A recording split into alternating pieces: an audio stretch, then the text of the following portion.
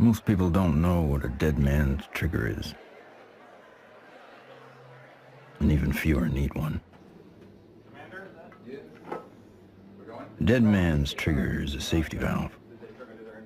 For reasons of security, a person prepares a recourse of such severe action that if harmed,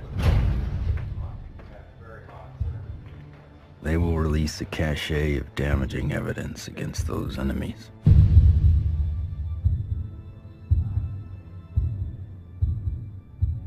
Given his situation, Dr. Stephen Greer is one of those rare men.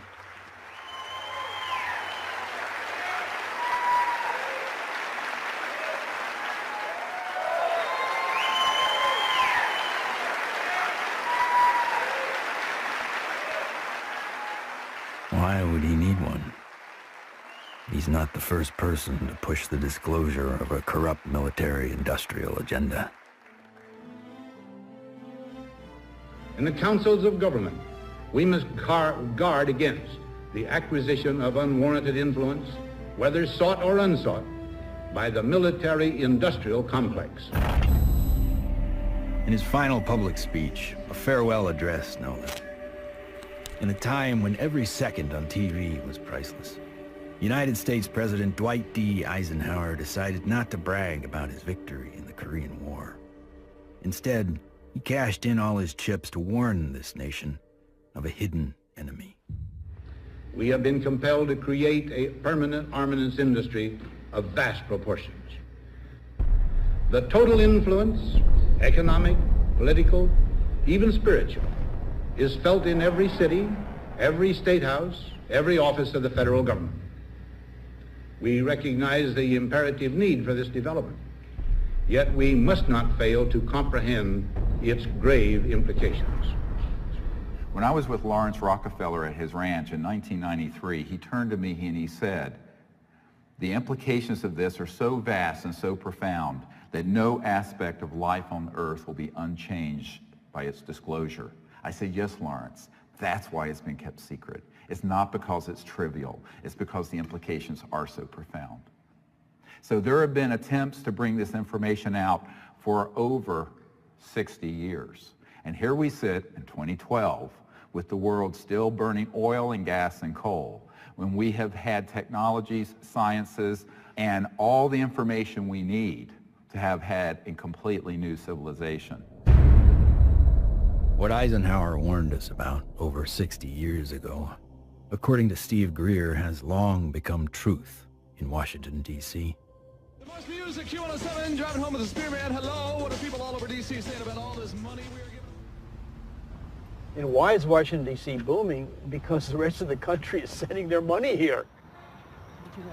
I know, isn't it beautiful through the trees? My name is Ted Loader. I've been working with CSETI program and Dr. Greer for 15 years. Cool, huh? Oh. Yeah. One always wonders if the public really knew what was going on with government covert programs and how much money has been put into it, you know, hundreds of billions of dollars.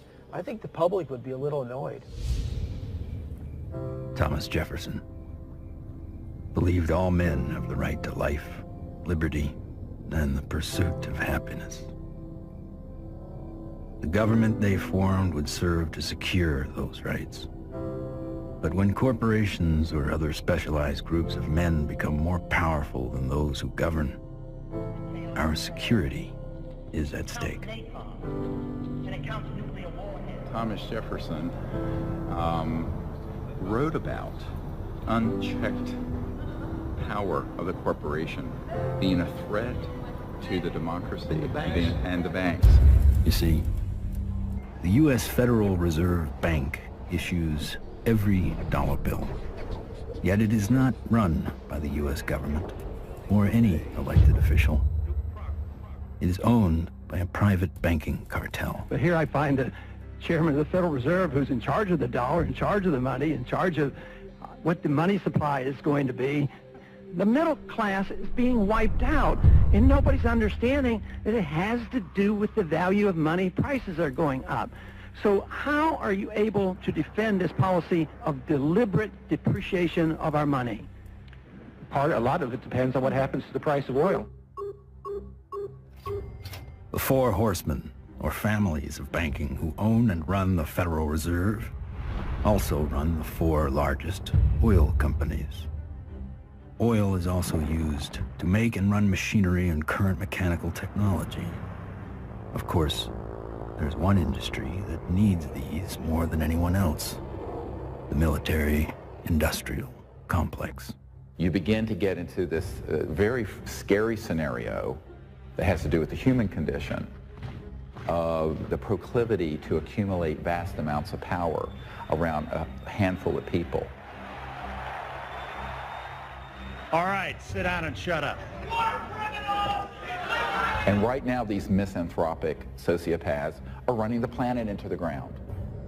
When Congress or whatever else, or budget directors say, well, we've lost $100 billion in black program, what does the public do? What can the public do? We can complain to our congressmen, but our congressmen can't get any information. With lobbyists, interest groups, campaign funding, the economic powers that be have learned to control the political sphere.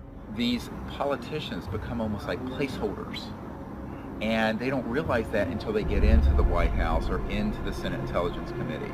It doesn't matter who the president is. They're going to do what they want to do. And that which is good for them isn't always good for everybody else.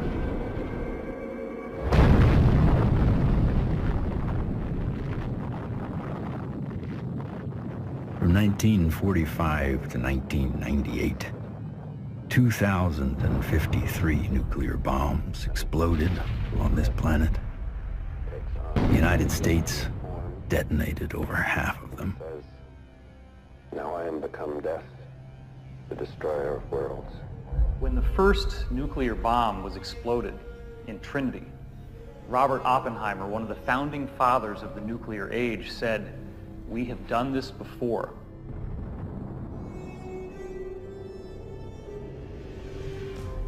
It could have been that Oppenheimer was speaking about weapons described in the ancient Sanskrit texts like the Mahabharata, in which they refer to a bolt of iron charged with the light of 1,000 suns. This bolt of iron was hurled in anger and led to an explosive event which is very graphically described in this religious scripture, specifically showing all the key indications of radiation sickness and the various problems with nuclear weaponry that we've come to expect. When we started detonating thermonuclear weapons, atomic weapons, and developing these sort of destructive technologies, the civilizations that have been watching this planet for millennia said, oh my God, these people are going way off the reservation. They are now an existential threat to themselves, but also to other planets potentially. All over the world, we see very conclusive evidence that ancient people were in contact with extraterrestrial life. The Japanese said that their civilization was given to them by a people they called the Dogu, who came from what they described as Anemono Torebune, which translates as bird boat universe, meaning flying boats from the universe. The ancient Sanskrit writings of India have elaborate descriptions of vimanas, or flying craft. These texts are thousands of years old. They predate any conception that we have of spacecraft or aircraft. But evidence is not just found in ancient texts. It is also captured in our ancestors' art, as if it was plainly obvious that ET vehicles appeared in ancient skies.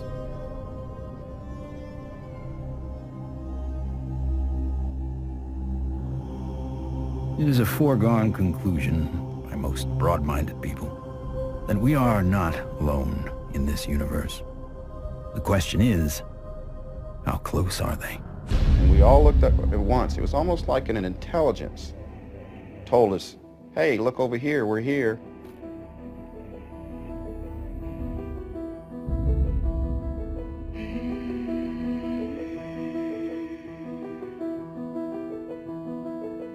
I saw 3 red lights in a triangle almost directly overhead.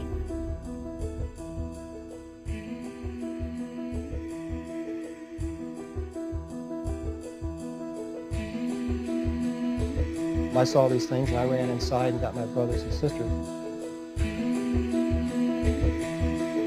It actually lifted up and it could actually turn. I'm gonna ask you to look away. I love my hands, but I wasn't one who believed that UFOs might exist. I was satisfied they exist.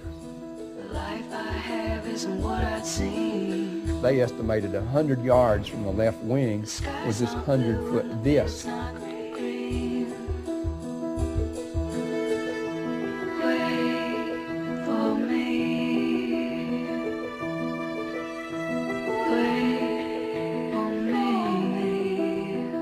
A lot of the astronauts are told to keep it quiet, and they're good Americans too. They develop the film from the moon, everything that's done by NASA.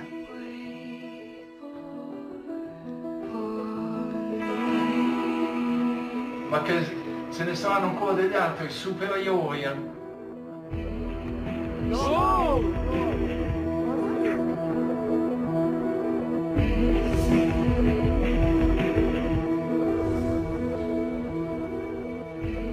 There's so much evidence out there that even if less than 1% is true, that would be enough to collapse the current paradigm and change the whole planet.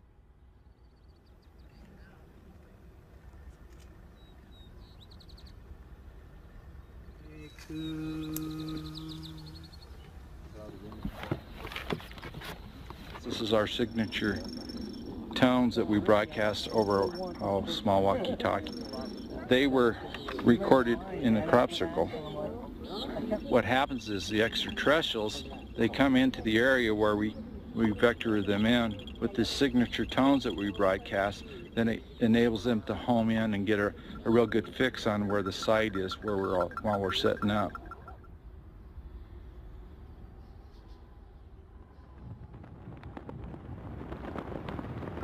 The whole concepts of the crossing point of light, the physics of consciousness, and interstellar communication all were developed on a kind of a vision quest we did here in 95 or 96. Astronomer J. Allen Hynek developed a scale to identify the types of human ET encounters. From his original 3 categories, a 4th, more controversial, has been added, CE4. Even more controversial, Stephen Greer added a 5th kind of encounter, CE5. Human-initiated contact. So, how is this done? Given Schrodinger's idea that the number of all minds in the universe is 1, in order to make this type of contact, a human could potentially access that single inner consciousness through intense meditation and then visualize his location down through the Milky Way to the planet Earth to wherever he sits under the stars. In theory, then, any extraterrestrial passing by would be able to hear the broadcast and know exactly where to go, if they choose to do so. It's interesting how many people have never been out in a place like this where they can see the whole Milky Way galaxy. Most people who come for a week, it alters their life. There's meditation techniques, there's remote viewing techniques, and once you start learning these processes and refining them, then you can make contact more quickly, more easily, and be more of an asset to the group. Checking to be sure that there's no source from anyone else so that when we do start having electromagnetic signals through this, we know that it's a legitimate source. My name's Emery Smith. I've been with CSETI for approximately 3 years. Getting the baseline reading from us. My duties consist of a couple things. I am Dr. Greer's head security detail. I also and they're a photographer. I operate anywhere from 2 to 6 cameras at one time. Yeah, that's our craft. It was over the mountains in this direction. Many of the craft that are coming in are transdimensional, and the way I understand it, not visible to the human eye. And that's where this new technology, night vision, that's where that's coming into play. And with the advent of new technology that's out there, it becomes easier and easier for us to capture these beings and these celestial objects on film. After you do the night vision, it has that green hue, of course. And after a while, when you get back to real life, you're thinking, why isn't everything green? This can't be reality. I want to show an early one from Gulf Breeze from 1992. We went down there, and one of the fun things that happened is that I had about 40, 50 people. Let's go out on the beach. And we didn't have good cameras then, but you'll get the feeling of how exciting it was. Have all these people, and 1, and then 2, and then 3, and then 4 ET craft materialize right in the sky. There it goes, 1, 2, 3. And look, there's 4. There's 4. There's 4. We have a confirmed CE5. Holy damn hot shit. Dog. Thank you. All right. So the point, the point is, it's fun.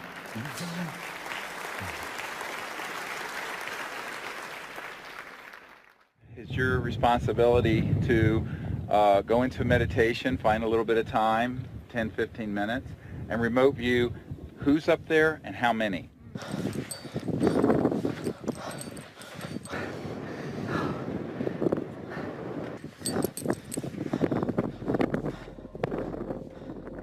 I can attest to the fact that real phenomenon happens here. I really feel that his CE5 protocols are based on a spiritual kind of positive contact, and I think that that is an excellent model for any kind of communication, whether it be on Earth, in the United Nations or wherever, but in this particular field it's with cosmic cultures. And we use consciousness, meditation, visualization, remote viewing, certain tones, and we do it in a group when we can, or even as individuals. It's just been this series of unbelievable events that are amplified by our meditation. It enforces this communication between us and the ETs, and it's so interactive. I could feel everything, I could hear all the sounds just right there. Perfect. And then this being the little larval one comes up, and we had this hug, and I shared the joy in it, and I'm like just thanking it for this experience. Let's do what we can to feel as if it would feel that this is perfectly normal and natural. Oh, sure. And that, this is... Relax and get in that flow consciousness, exactly. So I was jarred by our group getting tripped out and in that kind of, I was startled by some of the ways that our group was being, and I was going, and then there was moments where I was like, wow, I can only imagine how a visitor might feel. The ETs pick up on your intentions, and if you're really out there just to learn and really want to communicate with these extraterrestrials, well, it's going to happen. Avahanam Narayanam Padma Bhavam Vashishtam Shaktim Chatat Putra Parasharam Cha Yasam Shukam Goda Padam Mahantam Govinda Yogindra Matashashisha. And we ask these extraterrestrial civilizations to join us as they begin to learn of us, to help us, and to understand us, even as we endeavor to understand them and welcome them here to this beautiful planet.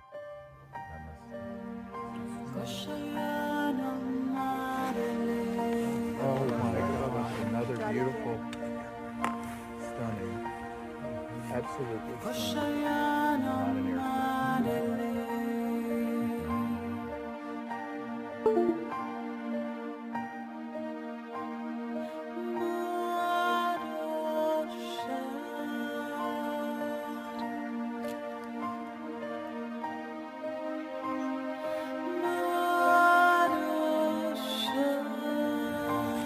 comes a military plane very quick. Yeah, there's a very fast military. Okay, they're gonna go. Oh. It turned right to it. Yeah. Literally, my heart literally sunk when the jet, you know, got to where the craft had to phase out. Yeah. And like to feel all that love build, and then to feel that jet coming in, and it was like on a heart level, my heart literally sunk when the jet crossed the path where it had to take off.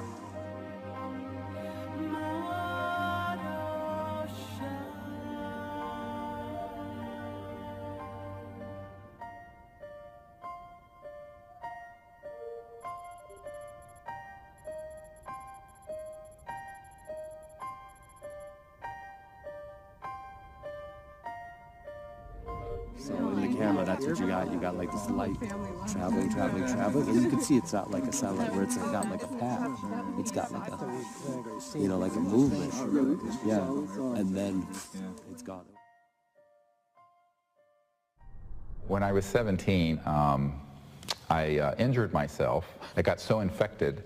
And at the time, because I was very poor and I didn't have any health care, I just laid there and I got sicker and sicker and sicker, and I had a near-death experience. I found myself out in deep space, and it was this experience of complete oneness with the cosmos, not just with Earth and life on Earth, but with the stars and the infinity of creation. It certainly altered the course of what I would end up doing, because I then learned meditation. I actually became very aware of the power of the mind. This experience helped guide the direction of his life. Though Greer went on to earn a medical degree and raise a family, he continued to study consciousness and contact. And decades later, it seems he would be the doctor called upon first to examine a very unusual body. This came to us in the last couple of years, and there's a man who runs an institute in another country that I cannot talk about. But he came into possession of a little creature. It is humanoid. It does not look human.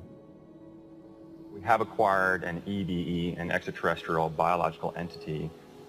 We're flying over to Europe soon to take some tissue samples and do some DNA testing. This was found in the Atacama Desert. We don't know how it came about.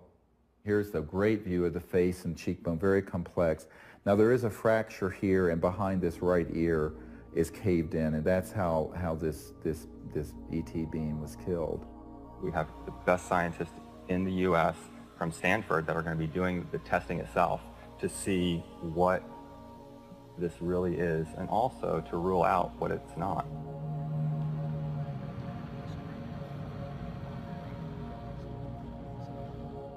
The initial reaction that I had is the same reaction that many of my colleagues here at Stanford and elsewhere have had when I've shown them, is that, wow, what is this? The question is important enough in at least two ways. The primary reason is that there's a lot of claims about specimens and claims about aliens. And of course there's a lot of ridicule associated with that. So one of the best things that we should be doing, of course, then is bringing the best scientific techniques to bear.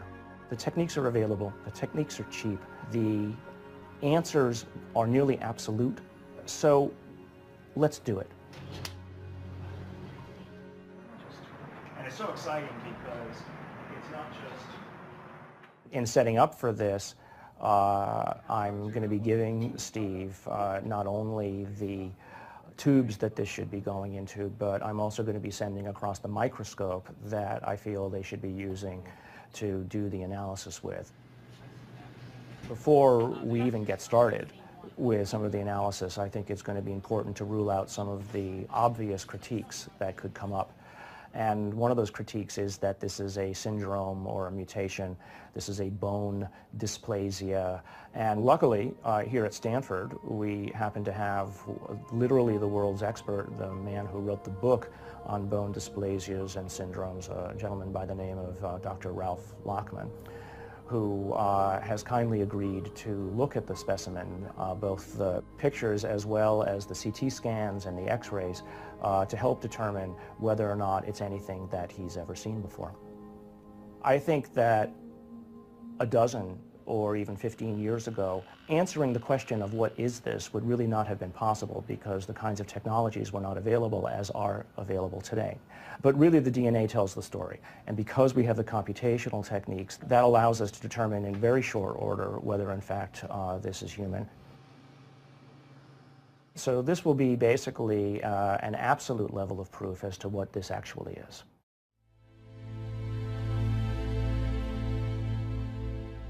The problem is not proving that UFOs exist. It's when you begin to expose the energy and propulsion systems behind how they're getting here.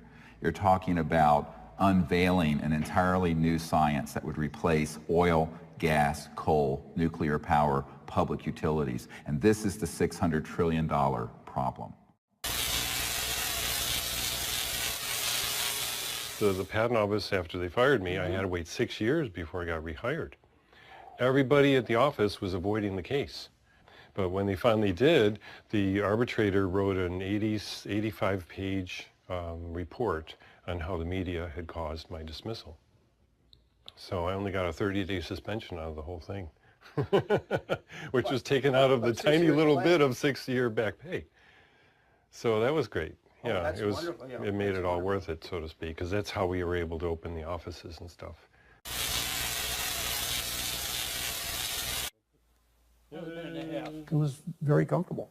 No feeling of being shocked or anything else, just a good feeling, comfortable. What scientists need to do, and normal people need to do, is they need to look at the hardcore evidence, decide that, oh my gosh, ETs are real, and then get over that.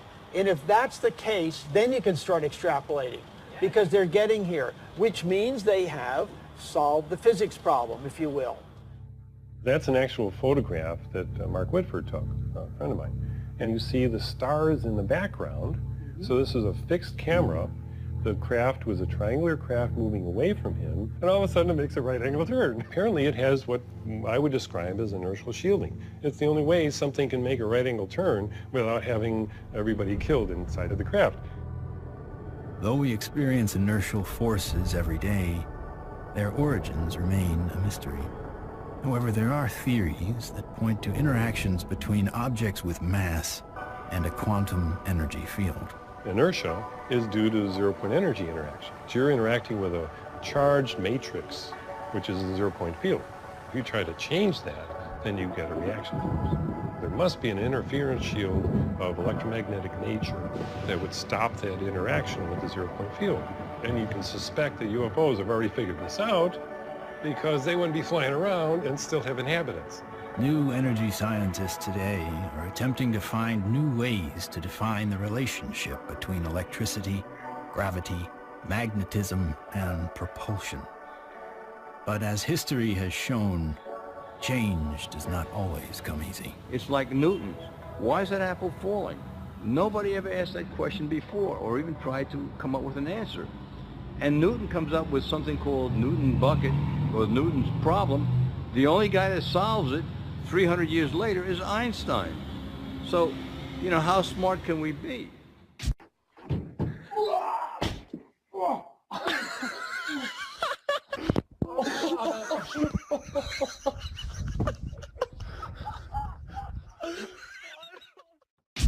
If you look at everything normal within the conventional wisdom, you're not going to learn anything new. My name is Morgan Boardman. I am the Chief Financial Officer of Morningstar Applied Physics. My business partners are Paul Murad and Dr. John Brandenburg. What we're doing, like I said earlier, is we're using a magnetic field that's rotating about the axis with the hope of generating a magnetic vortex. In essence, we are trying to start a civilian advanced research projects agency.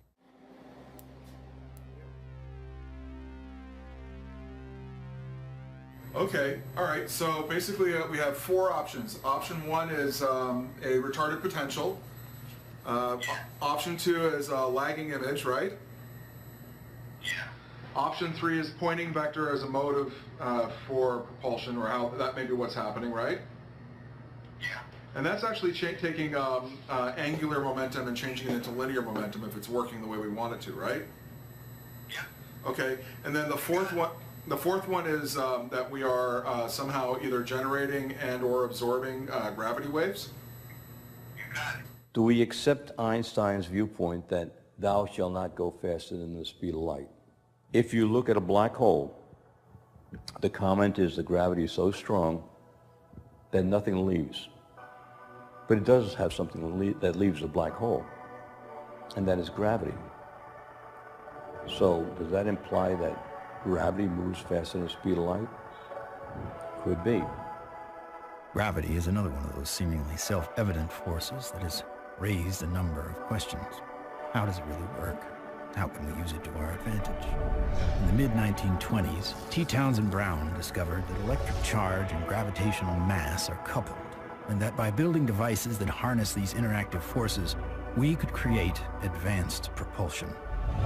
At about the same time, Nikola Tesla and Thomas Edison won the Nobel Prize in physics, but both refused it. Tesla was at the end of a long career of inventing. He had advanced technology in the fields of X-ray, radio waves, internal combustion, and of course atmospheric electricity. When everything was said and done, he had earned 112 US patents. He proved that electricity can travel wirelessly in the air, and ultimately died penniless.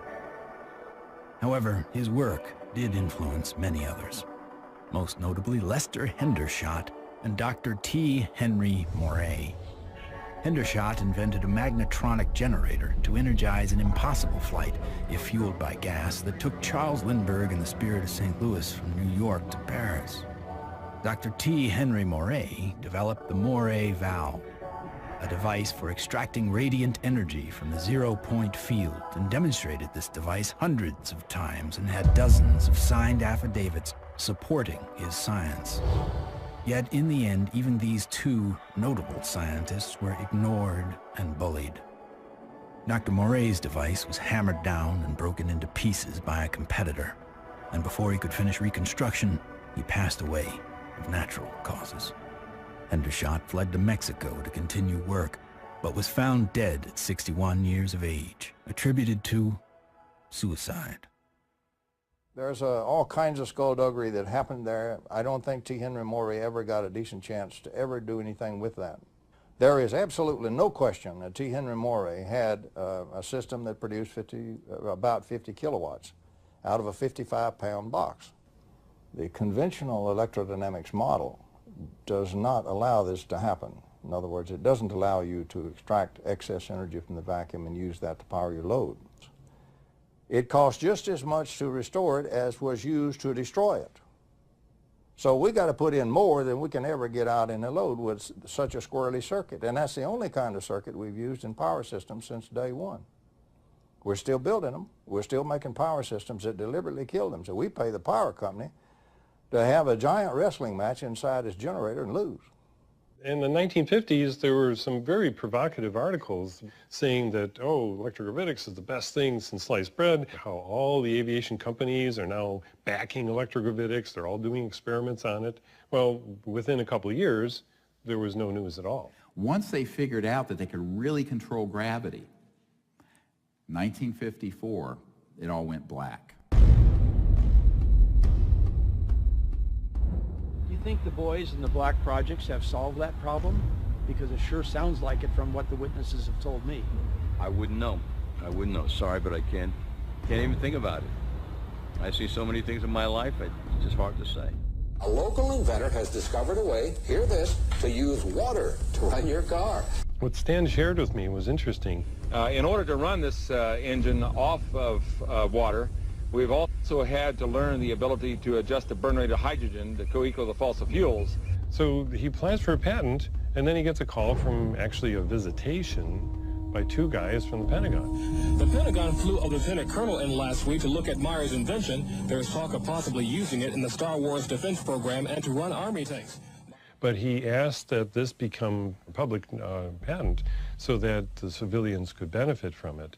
And he indicated that if we don't do that, overseas people will. In 1996, Meyer was sued by his investors, who claimed the device was not revolutionary, despite verification of the unique voltage intensifier circuit by the U.S. Patent Office. Meyer was brought to trial, but key evidence was not allowed.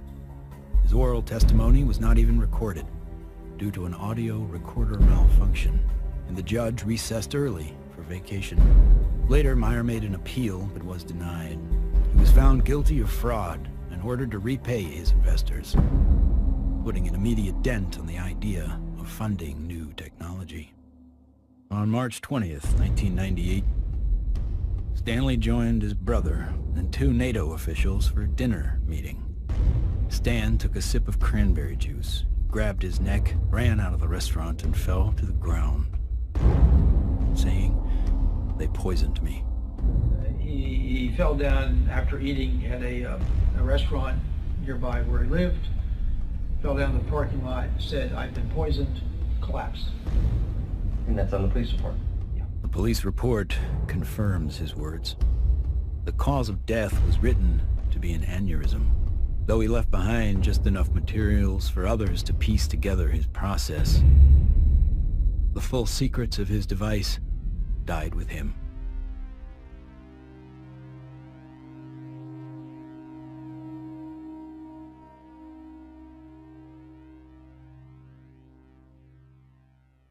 So from this, I began to do more work with the administration, various people, friends of the president, the Rockefeller family.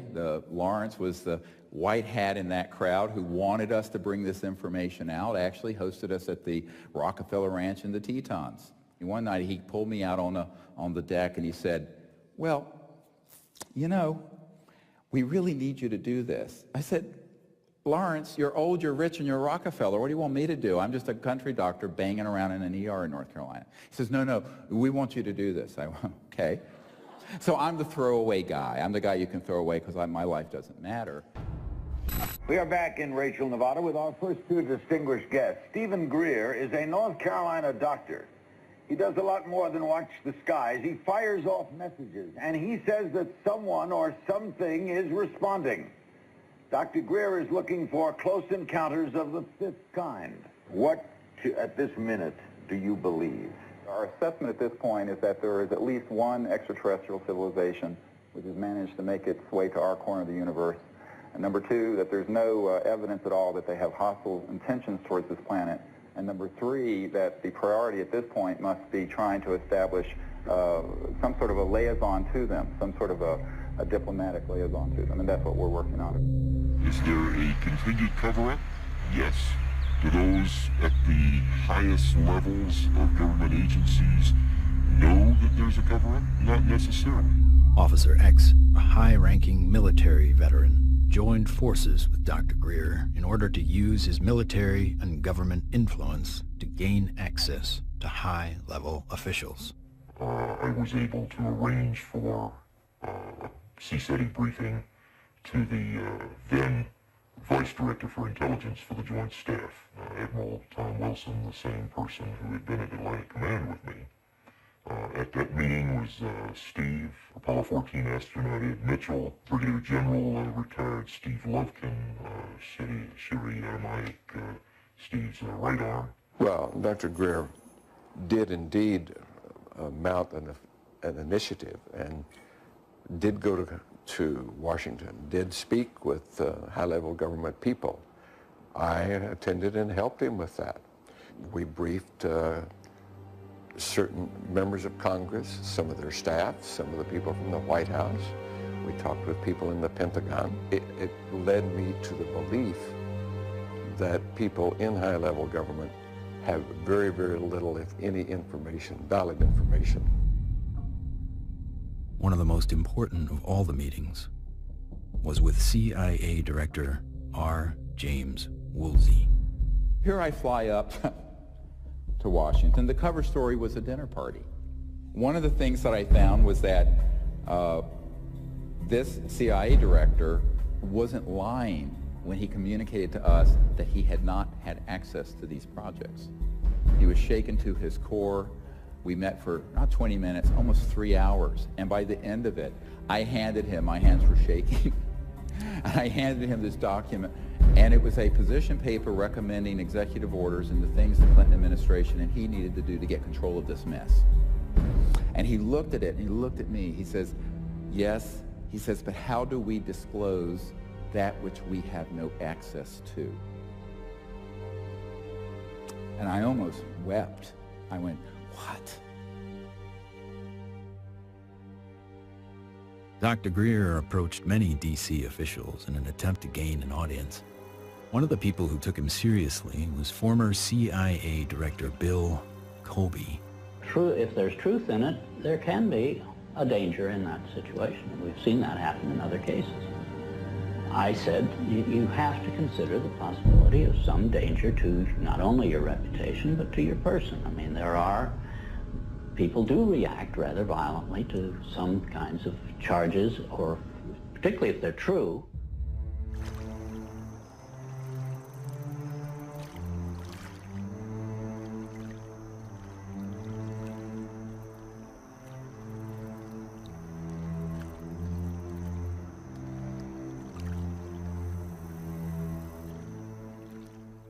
Now, you know, I'm a 30-some-year-old doctor with 4 kids, a golden retriever, and a house in North Carolina. So I'm going, this is down the rabbit hole fast. But that is the situation, my friends, when you're dealing with secrecy that is criminal and illegal. In 1997, in an effort to push his message deeper into Congress and the White House, Greer headed to Phoenix to prepare a video with his best evidence to show in Washington, D.C. While he was in the editing room, the biggest UFO witnessed event in history was about to happen. On March 13th, 1997, when the Hale-Bopp comet was very clear in the northwest sky, thousands of people were outside trying to get a glimpse of it when they also caught a glimpse. These orbs, giant orbs, equidistant in a V formation of 1 mile to 2 mile wide in some very credible reports. And that's the particular area where these phenomena keep popping up from my vantage point. The Native Americans living in the basin between South Mountain and the Estrellas have told me that not only were they looking up at the Phoenix Lights during the mass sighting, but they've been looking up at them for centuries. I live in a community called Loop, northeast of Flagstaff, on the Navajo Indian Reservation. We'll have to go back in time one day before. We saw 6 to 7 lights that were circling along the horizon. The entire street came out. It was almost like a block party. Everybody turned off their lights, everybody sat in their front yards, and everybody watched this unusual light show. I squeezed down the best of what I found and finally came forward in 2004 with the Phoenix Lights, a skeptic's discovery that we are not alone. 10,000 people approximately witnessed this, one of the largest experiences of this sort ever recorded. The Phoenix Lights phenomenon didn't seem to be falsifiable in any way. It was being validated by most everybody that saw it. The ultimate, shall we say, insult was the governor of the state of Arizona, Fife Symington, finally calling a news conference saying that he has finally got the answer to the Phoenix Lights, and he introduces some staff member dressed up as a space alien. People got very angry because here is the top elected official of the state making fun of what I estimate to be close to probably 10,000 people saw this. Under the watchful eye of the public, Symington retracted his statement. If you had been here 10 years ago and standing out here and looking up there at the lights and the view, you would have been astounded. You would have been amazed. The so-called Phoenix Lights were seen by many people in 1997. Skeptics say they were military aircraft or flares, but not the former governor. It was probably some form of an alien spacecraft.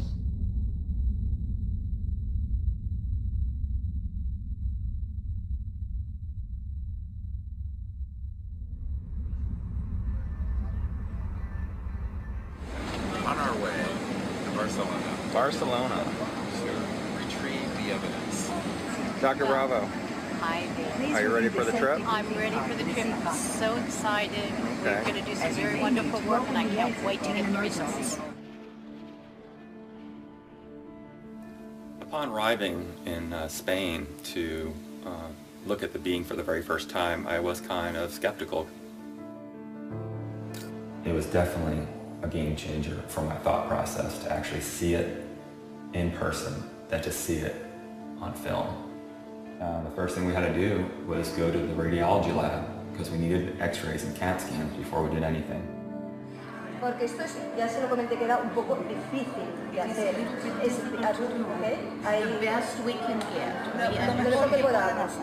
Porque evidentemente no se puede manipular para nada. No. The head radiologist at the center saw the being and was quite impressed. And the first thing she said was, "Wow, that looks like an alien." That's really okay. This is fabulous. This one's pretty good for you. Yeah, for that one, yeah. Okay, that's good.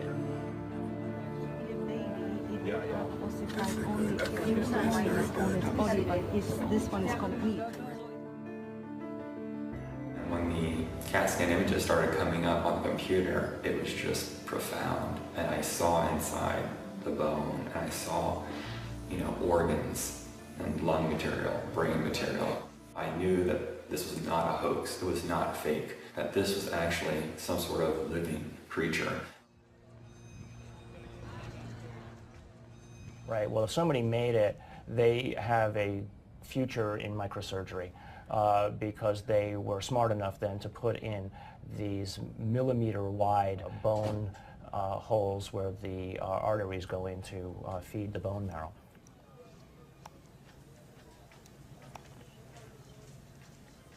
And so now the challenge is to prove what it is, right? My interest, frankly, is to disprove that it's anything unusual or anything paranormal. I would like to prove that this is human. I would like to prove that this is just an interesting mutation, but obviously if you leave your mind open, or I should say if you leave your mind closed to alternatives, you'll never see what those alternatives might actually be. In every situation with scientists, your reputation's at stake.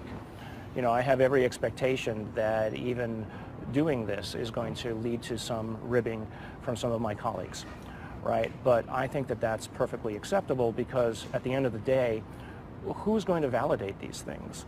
If someone isn't willing to step forward and do it right, then you're going to have it sitting out there forever, hanging in limbo, right? I mean, if you let other people and their opinions stop you from believing what you know to be true, then all you're doing is stopping the possibility of progress. Anytime anybody tries to study this subject seriously, we're subject to ridicule. I'm a full professor at a relatively major university, and I'm certain that my colleagues at the university laugh at me and hoot and holler behind my back when they hear that I have an interest in studying unidentified flying objects. There's really a subtle kind of suppression at play here.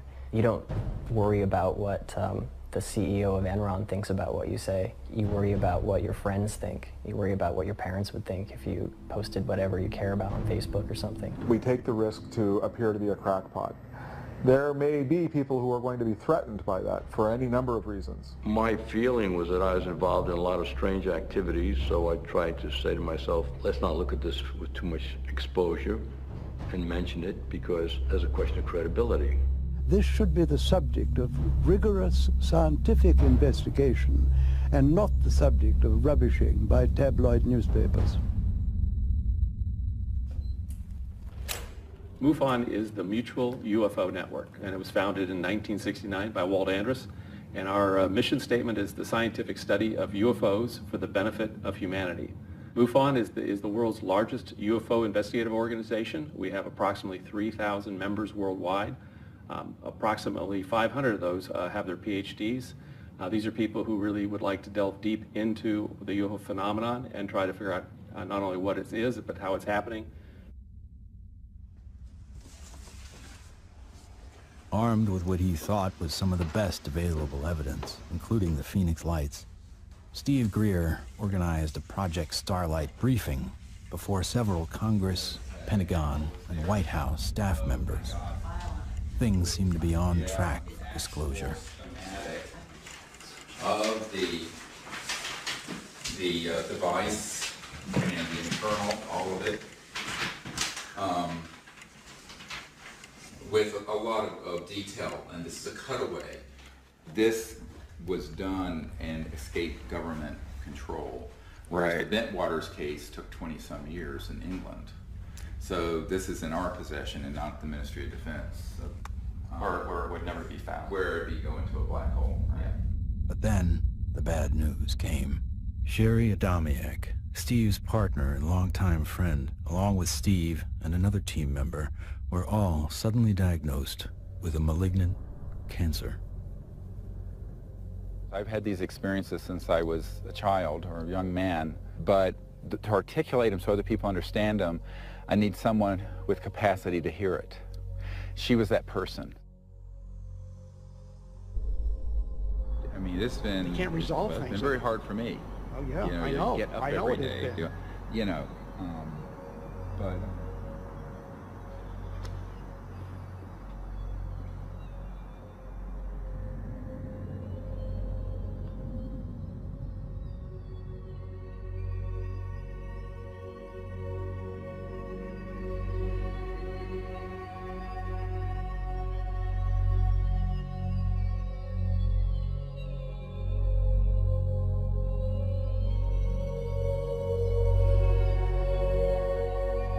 One of the last places she wanted to come was here.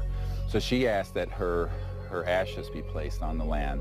So we put her ashes around that tree.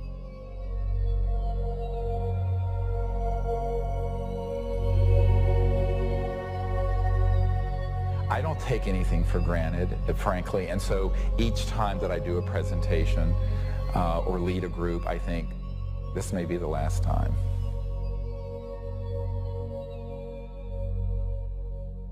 The thing that has kept me going the most is not any external thing, but the experience of that near-death experience where I know that there's an aspect of us that doesn't die. That is why I can go mano a mano with these elements and not be afraid. I shouldn't say be afraid, not stand down. Everyone has fear. I've certainly had my fears. But it gives you an anchor so that you can go forward.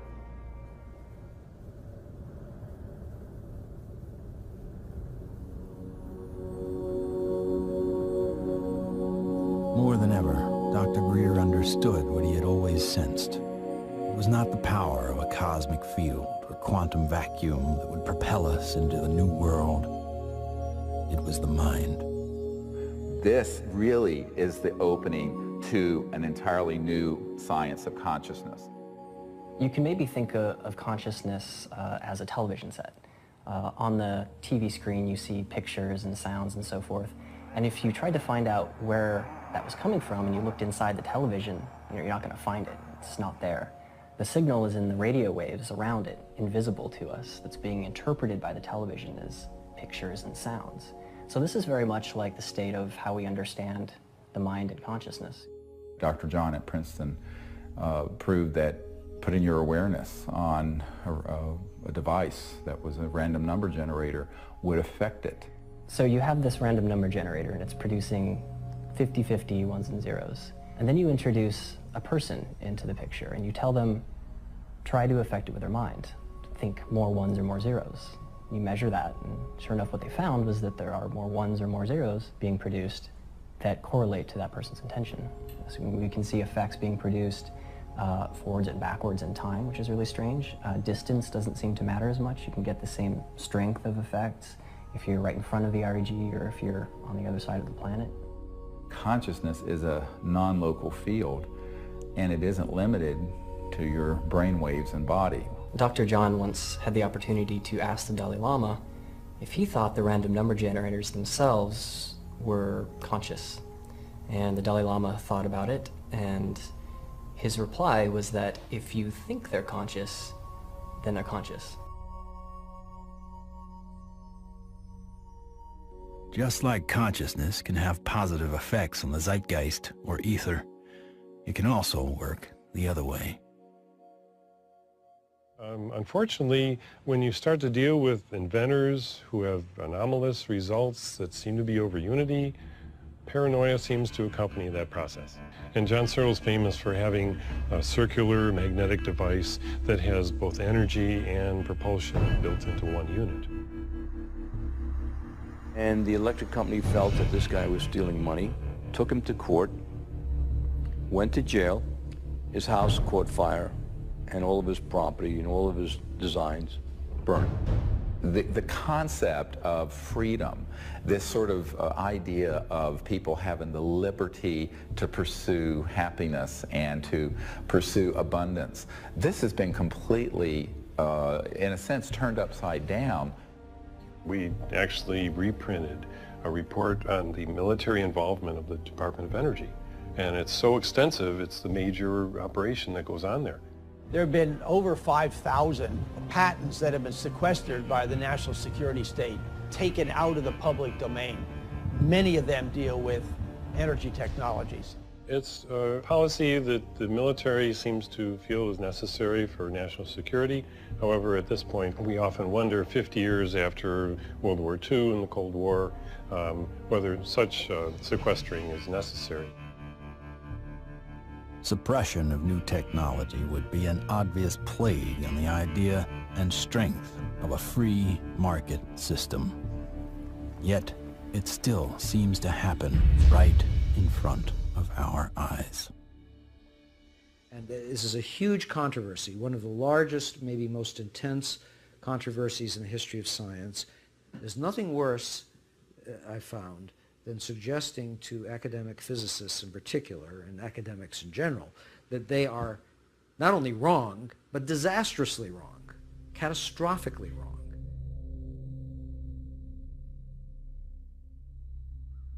Cold fusion patents have not been approved. They will not get through. American citizens are being denied their constitutional rights. I inadvertently was looking through some piles of paper that had been given to me in a casual manner by all these hot fusion physicists as they were trying to do their calorimetric repeat of the Pons-Fleischmann experiment. And I was stunned. I couldn't believe what I was seeing. It looked like monkey business to me at the time, and it has turned out to be exactly that. It was represented as a negative result when it was positive.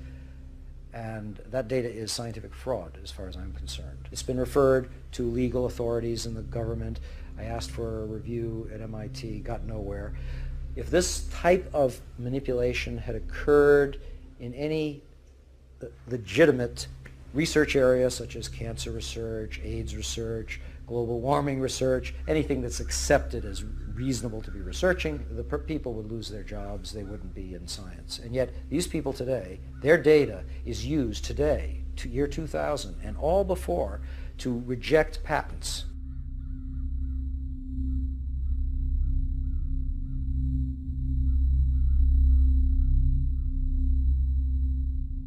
Yes, there is serious criminal activity going on that ultimately must be rooted out.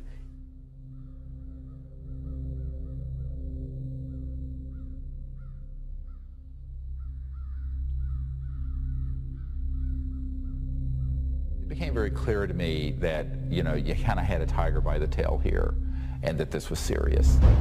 For a moment, Dr. Greer considered shutting everything down. He had been threatened and swindled far too many times. Sherry was gone. He had no office, no staff, no money. Back in 1998, I was given information by a friend that Dr. Greer was having a conference. Literally the month that Sherry Adamek passed away, within 30 days, I have this scheduled event. So I went to the conference and learned some things and listened. And so she just on a lark came, and she's an emergency doctor like I am. And what really grabbed my attention was he was getting all this information from military witnesses. That was in 1998. By 2000, when we were planning and storyboarding and working the whole disclosure project event out and pulling together all these hundreds of witnesses, we didn't really have the funding to do it. But she got so supportive and involved that she lived very modestly and took all of her excess income and donated it. And I want to acknowledge some amazing people that are here. Dr. Jan Bravo, without whom we would not have the Disclosure Project. But it's not just the funding she's provided, it's the moral support and the encouragement and the friendship. And so she's just become a very key person. And, you know, it's sort of metaphysical and odd that literally the month that Sherry Adamek passed away, within 30 days, I have this scheduled event. Not alone anymore. With the support of a loyal team, Dr. Greer grew his witness list from a couple dozen to over 200. And see that little dot right there? That dot don't belong there.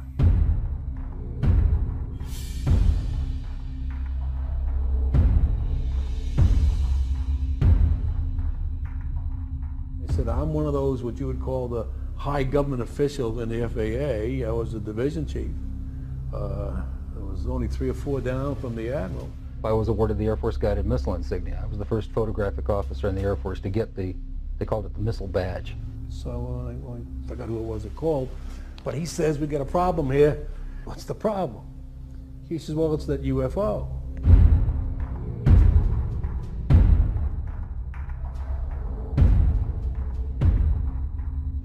We weren't launching real nuclear weapons, we were launching dummy warheads. They were the exact size, shape, and dimension and weight, and we were looking down southwest, and the missile popped up through the fog. It was just beautiful. And I hollered, there it is. And our guys on our M45 tracking mount with 180-inch lenses on it got it. We sent the film back down to Vandenberg. The Japanese airline 747 was coming from the northwest, going across the Alaskan territory. He called and asked the controller if the controller had any traffic at his altitude.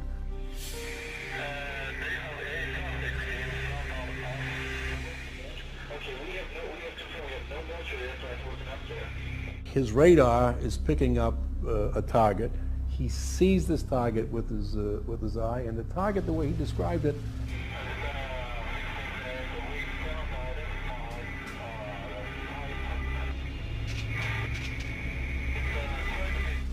a huge ball with lights running around it, and I think he said it was like 4 times as big as a 747. I was called into Major Mansman's office at the 1st Strategic Aerospace Division headquarters. And Major Mansman said, watch this. There was the launch from the day or two before it at Big Sur. We watched that stage burn out, we watched the 2nd stage burn out, we watched the 3rd stage burn out, and it's going like this. And into the frame came something else. It flew into the frame like this, and it shot a beam of light at the warhead, fires another beam of light, goes around like this, we're going like this, fires another beam of light, goes down like this, fires another beam of light, and then flies out the way it came in. And the warhead tumbles out of space. They brought in 3 people from the FBI, 3 people from the CIA, and 3 people from Reagan's scientific study team, and I don't know who the rest of the people were. When they got done, they actually swore all these other guys into that this never took place. Who said that? Who was saying? This was one of the guys from the CIA. Now I saw that. I don't give a goddamn what anybody else says about it. I saw that on film. Phil Klass can kiss my ass. He wasn't there. I was. He said this is the first time they ever had 30 minutes of radar data on a UFO. He said, you are never to speak of this again. As far as you're concerned, this never happened. So I said, yes, sir, and walked out, and that was the last I talked about it for 18 years.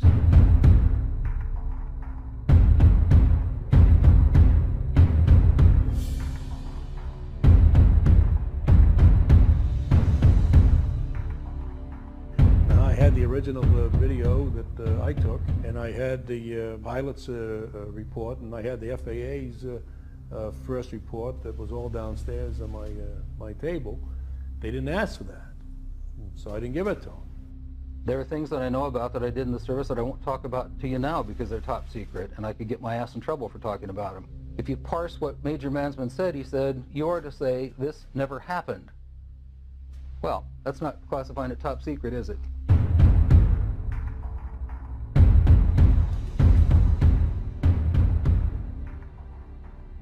And I was a part of a United States Air Force cover-up for 18 years. But who do you tell that you were involved in a UFO incident without them looking at you like you ain't wrapped too tight?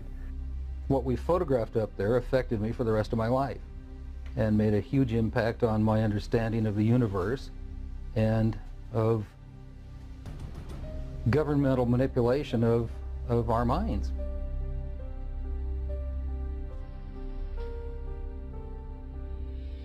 Now, with the witnesses on his side, Dr. Greer had the firepower to attack Washington again. We are not alone. That's the message a group of pilots, scientists, and former government officials want Congress to hear. 21 members of that group already have testified in Washington for what's known as the Disclosure Project. And we had all volunteers who organized that whole event. And there was no paid staff.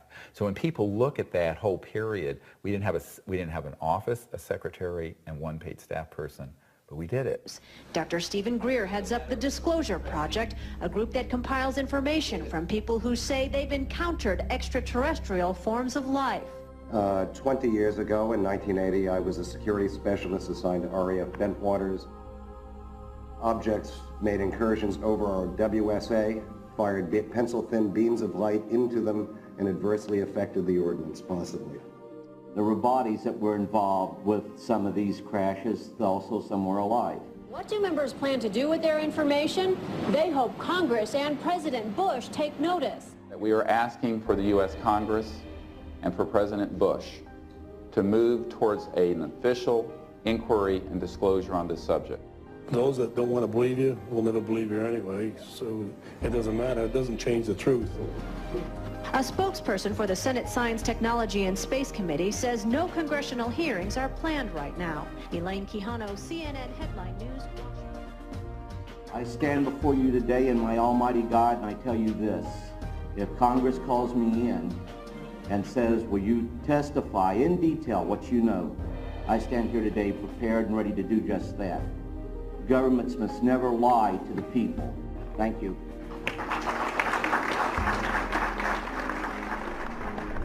The number of people Dr. Greer had managed to get behind him was monumental. In a perfect world, an event of this proportion, with that amount of coverage, would have been enough to start a legitimate movement. But of course, we hardly live in a perfect world.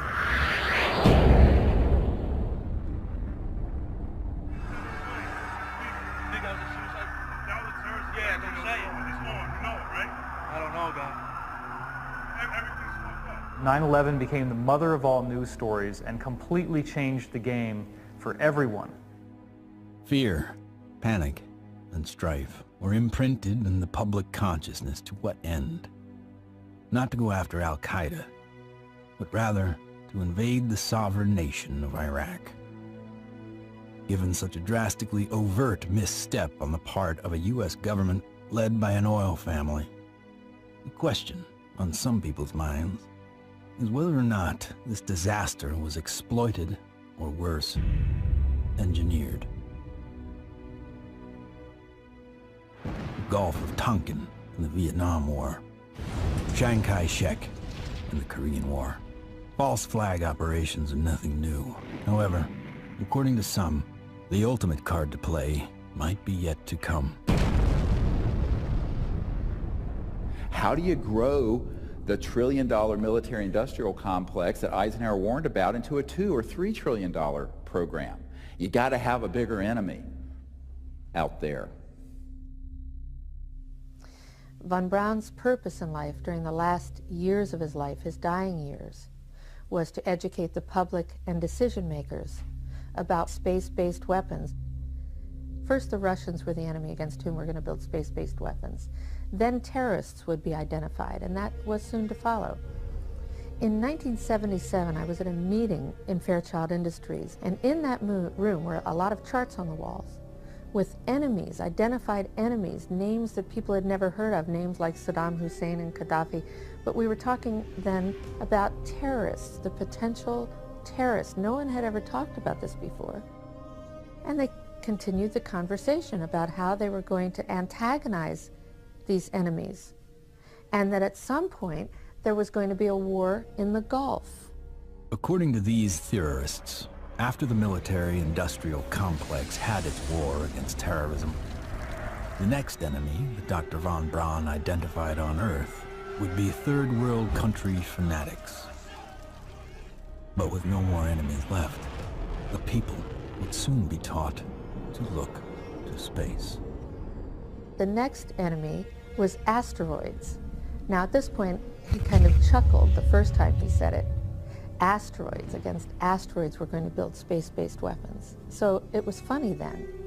And the funniest one of all was against what he called aliens, extraterrestrials. That would be the final card. And over and over and over, during the 4 years that I knew him and was giving his speeches for him, he would bring up that last card. And remember, Carol, all of it is a lie. 99% of all the information out in the public on this subject is well-crafted disinformation designed to scare people to support the next phase in global warfare. And this kind of corruption is why the only things that are being made on this subject are things that redound to paranoia and fear in the military-industrial complex. I occasionally think how quickly our differences worldwide would vanish if we were facing an alien threat from outside this world. I don't think we're moving forward if we trade, factional and ideological war from one ethnic or religious or economic system into an interplanetary conflict, because that's A, not survivable, and B, would be even worse in terms of galvanizing the world around a military structure. That has been the central organizing principle of our society for a few thousand years, actually. It is hard to concretely prove that 9/11 was a false flag attack because the people behind it are so good at covering their tracks, especially with the compliance of mainstream media. If you had trillions of dollars, you'd be pretty good at it too. The adversary is closer to home. It's the Pentagon bureaucracy. According to some estimates, we cannot track $2.3 trillion in transactions. $2.3 trillion in transactions. According to the Comptroller General of the United States, there are serious financial management problems at the Pentagon. Fiscal year 1999, 2.3 trillion missing. Fiscal year 2000, 1.1 trillion missing. And DOD is the #1 reason why the government can't balance its checkbook. I would like for you to respond to the questions that I've put to you today. I've forgotten what the second question was. How does one carve out a billion unacknowledged or 10 billion unacknowledged taxpayer dollars? In many cases, at the end of the fiscal year, when there is so-called leftover money, they may or may not know that money may in fact go to a special access program. There are two main types of special access programs: acknowledged and unacknowledged, or USAPs. Those programs are basically totally off the books, and they are able to actually vacuum up money to be a self-perpetuating funding mechanism. Certain USAPs are waived and also completely managed and controlled by private contractors, so they enjoy the secrecy protections only afforded to private corporations. There is virtually no high-level government oversight for these types of USAPs. In many cases, no elected official, including even the president, have knowledge a particular USAP even exists. Between 1947 and 1949, the government passed the National Security Act and the CIA Act.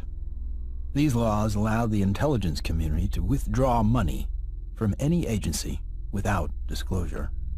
Essentially, money could be stolen from any program, and no elected official would ever know about it.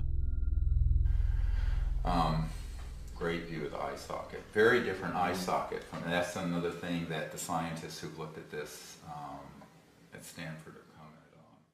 If you look at this creature and you look at the cranial vault, how large it is, the size from the eyes up is at least 3 times that of a human.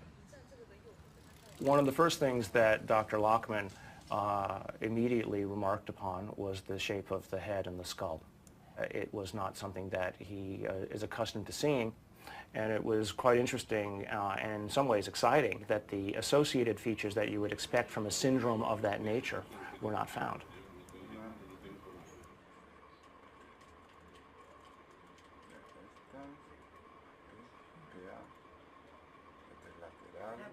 This specimen does not fall under any known, to me, class of disorders or syndromes. In many respects, the proportions of the spine and extremities are normal. The major abnormalities appear to be 1, the size of the specimen, mid-face hypoplasia and underdevelopment of the jaw, and that the specimen has only 10 ribs. Humans normally have 12, rarely 11. One of the most remarkable aspects of this is when we came down to study the actual bone density. One of the features of fetuses that specialists looks at is the so-called growth plates of the epiphyseal joint, say, of the knees. The shock, I think, and the surprise was, and the absolute certainty that Dr. Lockman had was that this specimen is between the age of 6 to 8 years old. The shock was that this specimen was clearly not fetal.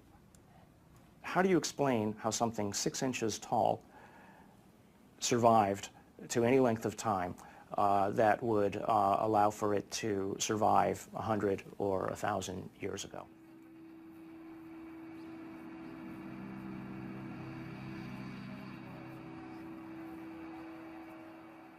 And what amazes me is the media. Well, they're so compromised with this, they don't dare do anything but follow the company line on it. The company line being a series of lies. This is a document talking about the current program at the CIA. And it says that the PAO, Public Affairs Office, has relationships with reporters from every underlying major wire service, newspaper, news weekly, and television network in the nation. In many instances, we have persuaded reporters to postpone, change, hold, or even scrap stories that could have adversely affected national security. Now, what's the purpose of this? The CIA has no mandate for anything domestic. The FBI is domestic. What the hell is this? Where are we now? We are in a bread and circus. This is a phrase used to describe the creation of public approval, not through excellent public policy, but rather through diversion and distraction. No, I'm not doing that. I'm sorry. You are driving me nuts. That's ridiculous. Keep people fat, keep them happy, keep them diverted, and keep them entertained with drivel and shock and nonsense. That's, unfortunately, the sort of thing that has taken the place of news and information. So that what we're seeing today is a world in which perception is being managed by as little as 5 major media corporations who collectively control magazines, newspapers, corporate news websites, television stations, movies, documentaries. Who are these people? Who could be behind the curtain? Who could possibly be controlling us so effectively? A shadowy government with its own Air Force, its own Navy, its own fundraising mechanism, and the ability to pursue its own ideas of the national interest, free from all checks and balances, and free from the law itself. Majestic 12 is real. Notorious MJ-12, which is no longer called MJ-12. I'm trying to find out the new name. Basically, it's an oversight group intermingled with the National Security Council and the National Security Planning Group. They have full control. They have no congressional oversight whatsoever. They answer to nobody. Whatever activity is going on, to the extent that it is a clandestine group, a quasi-government group, a quasi-private group. It is without any type, as far as I can tell, of high-level government oversight. And that is a great concern. Ladies and gentlemen, the very word secrecy is repugnant in a free and open society. And there is very grave danger, for we are opposed around the world by a monolithic and ruthless conspiracy that relies primarily on infiltration instead of invasion, on subversion instead of elections. Its preparations are concealed, not published. Its mistakes are buried, not headlined. Its dissenters are silenced, not praised. It is a system which has conscripted vast human and material resources into the building of a tightly knit, highly efficient machine that combines military, diplomatic, intelligence, economic, scientific, and political operations. And we are, as a people, inherently and historically opposed to secret societies, to secret oaths, and to secret proceedings.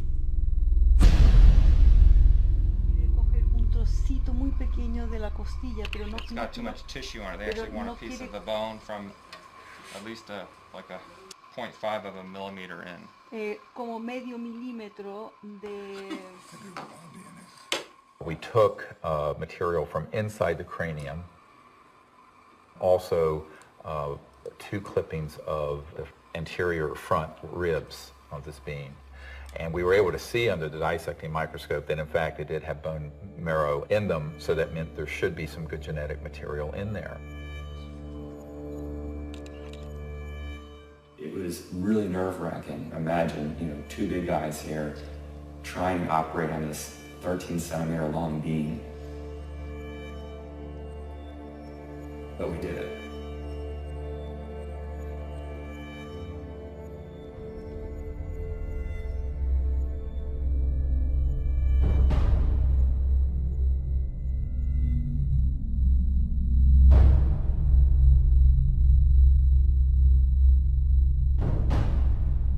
The DNA analysis is being done by some of the world's best, but even the world's best need to be cross-checked, which is why I'm doing the 3 different facilities.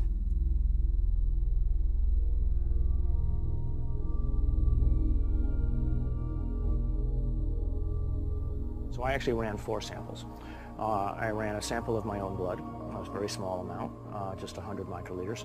I ran 2 blanks, things that just had water in them, because that would be essentially a contamination control. And then, of course, the sample itself. And really, the all-important first result was whether or not there was, in fact, any DNA which was isolated. And the actual shock for me was when I got the amount of DNA out of this sample. It was way above what I had originally expected. What you have on the left here is a so-called DNA ladder. This is a size standard.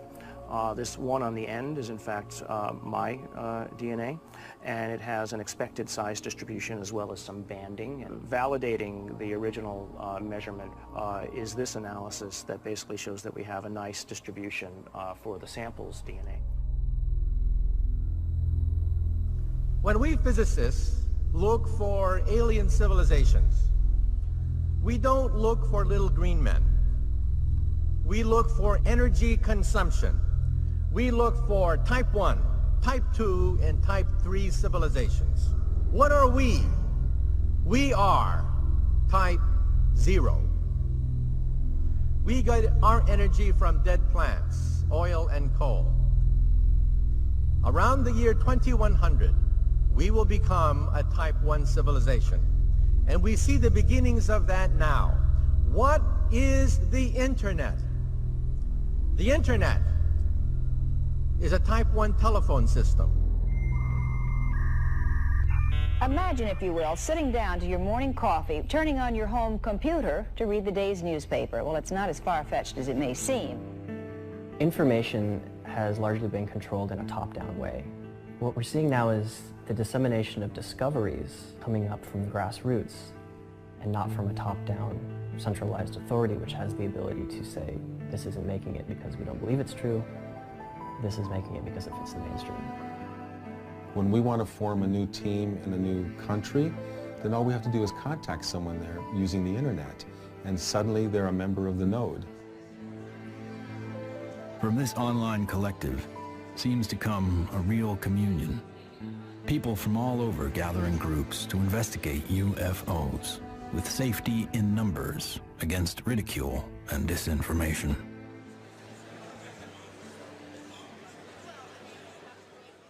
What we found in the past is we had a lot of anecdotal stories, but we didn't have a whole lot of data. With the advent of computers, personal computers, and the internet, we've been able to collect the data and analyze it through some 200 plus data points to allow us to be able to compare cases and to see exactly what's happening and what the trends are. Nick Pope is our guest. He made this information public. He's also the former head of the Ministry of Defense's UFO project, so if anybody knows, we think it's you, Nick.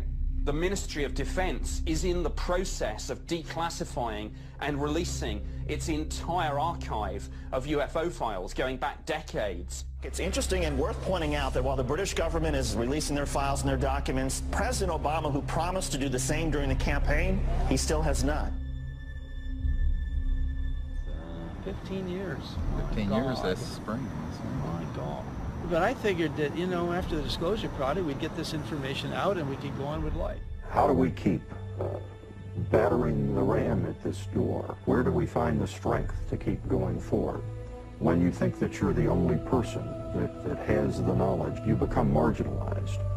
Steve was instrumental in bringing together a large group who had been involved in this subject and who for the first time realized that they were not alone in trying to come forward on the subject.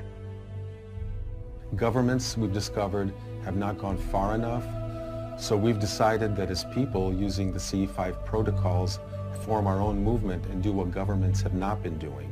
We think of this as the People's Disclosure Movement. And so we feel it's important to create an effort that's a global effort, which this has become.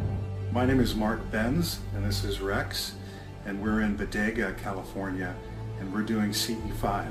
My name is Jeff Bird, and here in Winchester, Virginia, USA, we are doing CE5. My name is Peggy Brewster, and here in Middleton, United States of America, we are doing CE5. We have 1,150 teams of CE5 ambassadors, which are spread over 52 countries. My name is Andre, and here in Sweden, we are doing CE5. Und wir machen zusammen CE5 in Deutschland. Here in Burlington, Ontario. Brisbane, Australia. From Chester, Virginia. In Hamilton, Ohio. We are doing the CE5. Konnichiwa. Moje ime Daniel. Daniel tu na Slovensku. Es Leo Ortiz. And here in Vancouver, British Columbia. CE5. The CE5 context más. CE5. CE5. CE5. We're doing CE5. And the reason I think that's so important is that it not only builds the knowledge base, but it also further potentiates this concept of pioneering a new pattern of peaceful contact. And that is something that no other group, large group on Earth is doing. Certainly isn't being done by the State Department and the Senate Foreign Relations Committee. It seems to be it only takes one person to make contact. But hundreds of voices worldwide is a call that can't be missed. And likewise with innovation, the more heads in the game, the more likely we are to find a solution. There's many technologies that people have talked about, many ways to the mountaintop. We have so many modes of converting quantum vacuum energy or zero-point energy. Some people think they know how to do it. Okay, fine. But if you do it theoretically, that's one thing. But then you got to do it experimentally, and that's the hard part. Those opposed to new energy technologies can tie the hands of hundreds of inventors. But how will they ever fare against tens of thousands? The output milliamperage is more than the input milliamperage. It's a clear indicator of overunity. I'm gonna ask you to look away. I love my hands, but it hurts to pray. The life I have isn't what I'd seen. The sky's not blue and the field's not green. Wait for me. Wait for me. Wait for me. Wait for When you oscillate or vibrate magnetic fields, there's an effect in the gravity field. And how to do that linkage is what you're trying to get at, as I understand Maxwell's equations are in that term right there. And what happens is if you're going to have a gravitational effect, it's going to happen over there.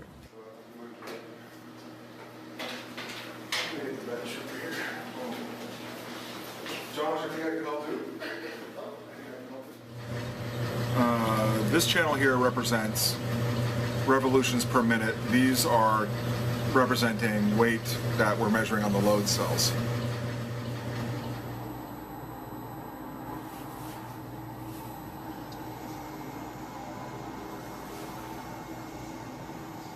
Full steam ahead.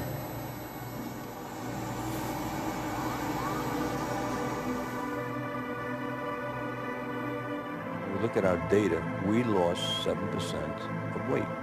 If we move this thing and it loses weight, I must be generating gravity waves. Though the device maintains its shape and size in terms of dimension, it is losing mass. That's a possibility. If it is losing mass, then certainly it would also be affecting time in a very localized manner. By looking at new technology, you could break through new commercial aspects to improve our society. We should be looking for a disruptive breakthrough in this technology within the next 10 years. We're on the brink of developing any number of potential propulsion systems which would take us out of the solar system. I think we're going to beat NASA to the mark. So I graduated from the UCLA School of Engineering in 1976. Got a flyer from the School of Engineering inviting me to a lecture by Ben Rich. Ben Rich was the director of Lockheed's Skunk Works for 16 years. He oversaw a number of USAPs that were secretly managed at the Skunk Works, including, most notably, the development of the F-117 stealth fighter. Ben shared a slide set of about 40 slides of different things, starting with the U-2 spy plane, going all the way up to the stealth fighter at that time, mentioning that he couldn't talk about the other secret stuff. But when he ended his talk, he had a slide of a black disc zipping off into outer space. And he ended his talk with these words: "We now have the technology to take ET home." So you have to have vision, and you have to have the guts and the courage to go out past the steps and do something of any value, and we have to go past our grasp. And we asked him questions about it. What did you mean when you said we have the technology to take ET home? Ben shared three major things that I think are worthy of research by researchers worldwide at this point in time. The first was we've somehow figured out how to do interstellar travel already. It's known. The second point he made was that there was an error in the equations. My suspicion is it's probably Maxwell's equations for electromagnetic theory. The third thing he said was, how does ESP work? And I was really kind of startled because I didn't know what to say. But I blurted out, I don't know, all points in time and space are connected. And he looked me back in the eye and he said, that's how it works.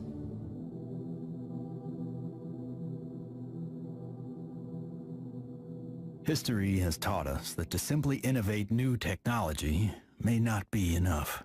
We have to find a way to get past the suppression. We've already now had a breakthrough just a couple months ago of the tritium battery. Finally, a company has come up with an actual commercializable unit, but it's very small. It's designed for an IC or some small circuit component. So this is a good sign, because it shows the way to introduce a free energy device is to introduce a small version of it. If you have a revolutionary energy device, it has to be introduced in a way that doesn't look like it's a revolution.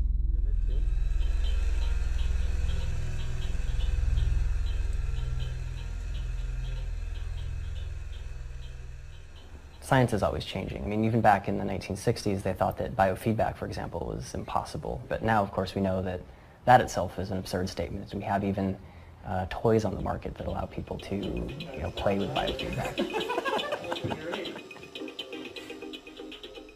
These sciences have been around for decades. They have been ruthlessly kept secret because of the kleptocracy of what I call the petrofascists, the people who are hell-bent on maintaining the power of a centralized petrodollar, oil, gas, coal system.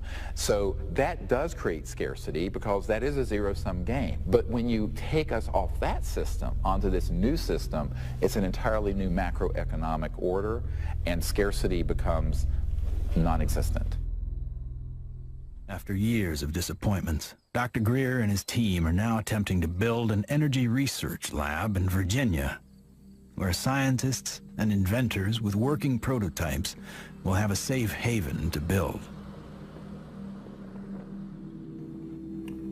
So this is an example of how the analysis is done using what's called a genome browser. And it's more or less a schematic representation of the chromosomes and at a very high level of resolution. So the sequence that we got from the mitochondria tells us with extremely high confidence that the mother was an indigenous Indian from the Chilean area, and the haplotype is called B2A. Now, the other thing that immediately fell out of the analysis is that it's male.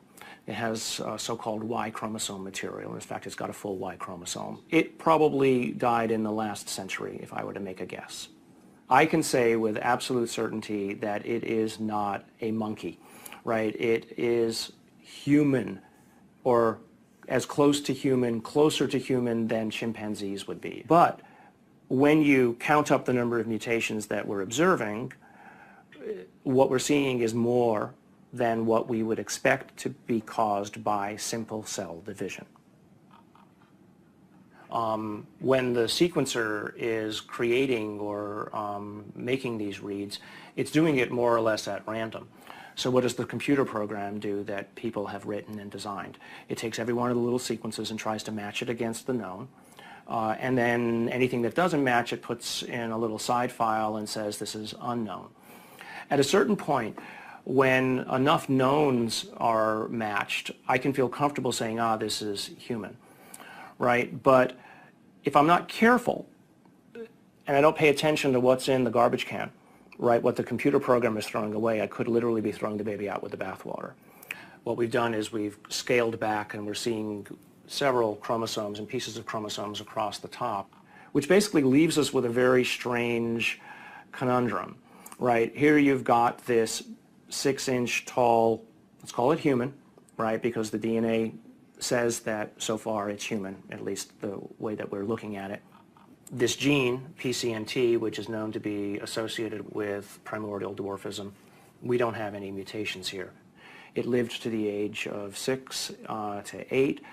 Obviously, it was breathing, it was eating, it was metabolizing, and it wasn't living in an environment where there was a lot of advanced medical attention that was given to it to allow it to live to that age. It calls into question how big the thing might have been when it was born. So genetically, you might explain that by saying that there's some advanced aging mutation, something that caused the bone to age anomalously quickly. A gene that's known to be associated with progeria, that also no changes there. So the next problem, of course, is the ribs and the number of ribs in the specimen. Only 10, whereas there's supposed to be 12. So there are no mutations which are specifically associated with that kind of phenomenon because it's rarely, if ever, seen. The digits are all correct. The hands are all correct. There are problems with the face. So there's a mid-face hypoplasia, and then there's the larger skull. So again, I think in summary, there are genes associated with any one or two of the anomalies that we see in the specimen, but there is no mutation which is known to accommodate or call for all of the mutations. even with the things that we know could be assigned to one or more of the anomalies, we don't find them in the genetics of this specimen. That leaves open the question, what genetics is causing the anomalies that we are observing? So although I entered this thinking DNA was the answer, it made me realize that in the context of the bigger biology questions, there are other levels of control that need to be understood and answered. The non-coding RNA, epigenetics, etc. And things that we probably haven't even thought of yet. So if I just look at, this is base pair 19,800,000 or so at this edge of the open region. I can go all the way over here, and now I'm at 21,000 or 22,000. So the answer is not finished, and it's not as easy as actually, frankly, I thought it was going to be at the beginning. So that's basically 2 million base pairs of DNA where nothing seems to sit. It's just like the way societies do things. They try to fit things in boxes. We have literally written a computer program that does exactly that, tries to fit it in the box. Doesn't seem very efficient, so on that basis, people would call it junk. But I think we now know that there's any of a number of other features of what DNA is doing in there. It is expressed. And so we need to be careful, obviously, that we don't let our instincts or the programs that we write to match our instincts make the decisions for us. No matter what, for me, this has been a fascinating, more than an exercise. As soon as I've collated this information into a form that other people can take advantage of, and it's accepted for publication, I'm just going to put it out on the web. You know, I don't have the resources to study and follow down every single angle that this opens up. But, you know, maybe there is a listener out there who will be sufficiently intrigued by this to do the analyses themselves, and maybe they'll find something that I missed. Great. If additional samples or examples are seen of this, I'll be the first in line to want to sequence it, because then all bets are off. I want to say other things here, but I also don't want to open myself up for, you know, attack. This search may have uncovered a major finding about life in the universe and its origins. What is this being? Could it be a missing link in evolution? Could it be an entirely new species? Or simply a disease we have never seen before? Or could this be an extraterrestrial being from another world?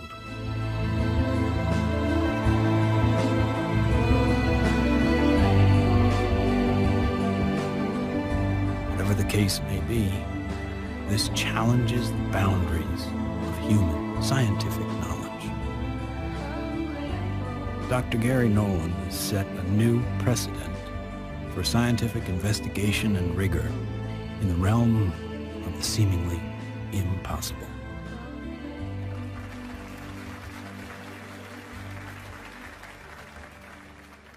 Now, we have now over 4,000 cases of extraterrestrial vehicles that have landed, 3,500 pilot cases, over 5,000 documents from the U.S. government, and hundreds of thousands of pages of documents from 14 countries that have opened their files since the Disclosure Project was launched 11 years ago.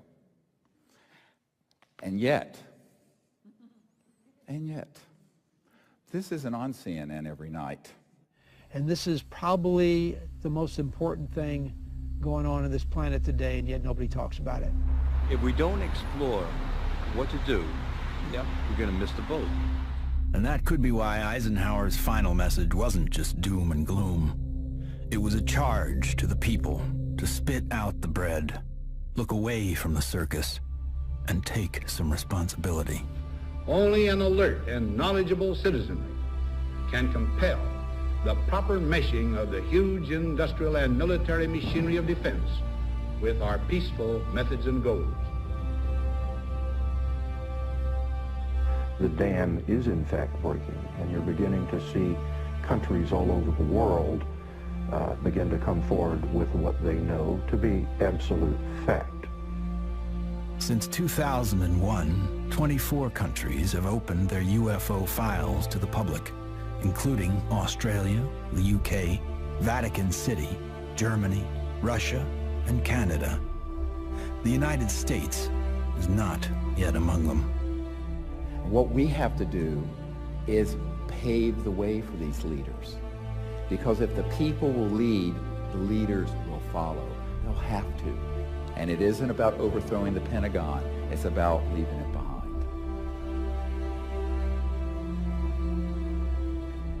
My goal when I started this was to make this so that I wasn't important at all in it, that there would be enough people that they go on without me. And that way, it doesn't matter if I drop dead. The future is here already. The technologies are here, contact is happening. And if we come together as a people, what we're going to find is that all of us working together are going to be able to create a world that is amazing. If every single one of us told everyone we know that we're being visited by intelligent life, that the sciences are here to give us a new civilization, we're liberated from that macroeconomic slavery, but this is the destiny of humanity. Thank you very much. God bless you all.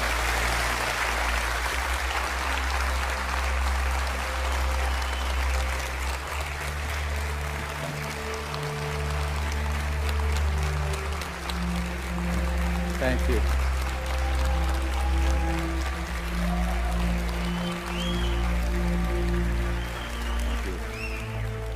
What we've come to learn is this. We are standing at the precipice of a new age. There is power in the many, but only when they're acting as one. That's when resonance happens. Whether joining together as a responsible citizenry against the forces standing to divide us, or joining consciousness to unite with the beings who are prepared to communicate with us.